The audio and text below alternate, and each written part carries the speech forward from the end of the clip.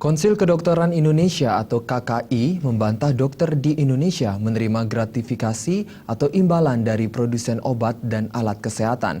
Menurut Ketua KKI Bambang Supriyanto, selama ini jika dokter mendapat biaya transport dan akomodasi yang sewajarnya belum dianggap pelanggaran. Tentang share untuk itu saya pikir tidak bisa berdiri sendiri.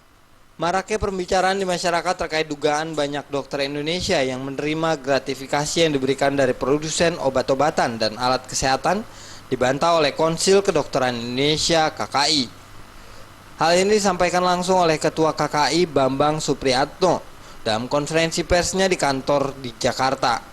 Menurut Bambang, sampai saat ini belum ada ditemukan atau laporan dari masyarakat yang menemukan dokter memberikan resep obat atau saran untuk pembelian alat kesehatan kepada pasien yang dipengaruhi oleh para produsen tertentu yang menjanjikan imbalan. Bambang juga menyampaikan bahwa KKI telah memperingatkan kepada dokter Indonesia untuk bekerja sesuai dengan janji dokter dan secara profesional. Bila ada dokter yang melanggar profesinya, maka sanksi yang akan diterima yaitu pencabutan surat tanda registrasi atau STR. Bambang juga menambahkan bahwa dalam proses promosi atau pengenalan terhadap obat dan alat kesehatan, para dokter sama ini menerima biaya transportasi atau akomodasi dalam jumlah yang wajar.